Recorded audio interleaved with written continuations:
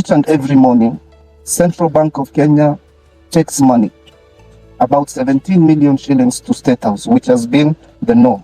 And why do they take? It is always in denominations of Kenyan shillings, dollars, pounds, and euros and yen. It is always taken to State House just because of any emergency of the presidency. He can be able to survive within that day. But the question is, does that money go back to Central Bank of Kenya? No. Where does that money go? Every day, 17 million shillings leaves Central Bank of Kenya to State House, and it never comes back. William Ruto and the people who surround him are a group of con men. There are a lot of people who have lost their money. There are a lot of people who have closed their businesses, and there are a lot of people who have been conned. I have the list of all the people who have been conned by the government, including the president himself and the people around him. William Ruto is in that office. You guys wonder where does Oscar Sudi get the money?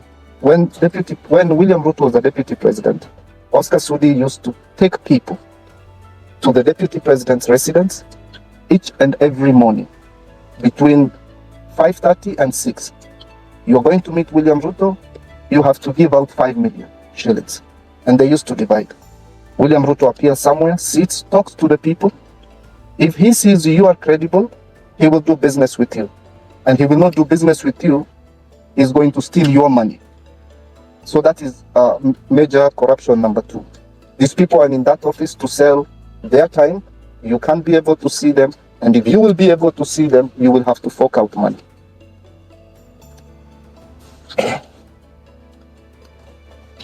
And this man, William Ruto, his litmus paper first to go for presidency was during the yes and no campaigns. He schemed. He was able to raise the votes for the no brigade, then came into power, schemed how he's going to take over from President Uhuru Kenyatta by dividing the Kikuyu community. Sorry, we are tribeless, but I have to say as it is, where did the rain start beating us? So William Ruto came into that office, schemed. They fell out with Uhuru in 2016, late 2015, early 2016.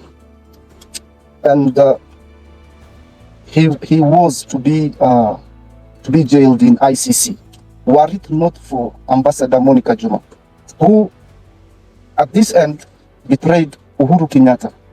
She used to give information to her husband, and her husband used to give to Dennis Itumbi. And that is where the narrative of HNIB, Hustler Nation Intelligence Bureau, something of that bullshit came from. And McHugh, she's the only one who was retained by William Ruto in his government. Kimuzi, you can hear me? We can hear you loud and clear. Yeah, we can hear you. We can hear you. Go on. So I'm audible, right? Yeah, yes, you are.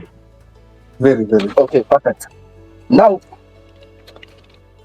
when you're running a government, you should be a businessman, not a politician. You should be able to come up with solutions.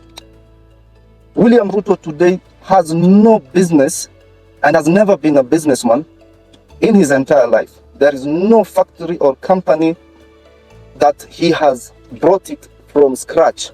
This is somebody today who, I think, in his all wisdom, sat down and said, I was never employed until I became an MP. You heard that? So why would he want our children to be able to go outside, to go and have jobs, some stupid jobs in countries abroad, while his children here in this country have businesses? They are conning people, including even Nick, who was conned, a South Sudanese person, and other people who have been conned and were deported. So what you guys are seeing, you guys have not seen or heard of William Ruto. This guy, in terms of, he has zero respect even for a human being. That's all I can say. In the run-up to 2017 election, the guy schemed, sat down, divided the emerging leaders from the central region who could be a threat to his position, including the likes of William Kabogo, who they gave out a very, very, very bad narrative.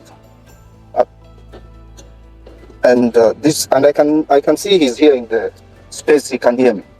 Actually, even you guys need to know that William Kabogo's son Alvin used to procure women for the PA of the president, and he used to be paid 400,000 shillings. And they used to take those girls to Riverside Drive in an apartment which was owned by Jomo Geshaga. All the money that was stolen from Eurobond was divided among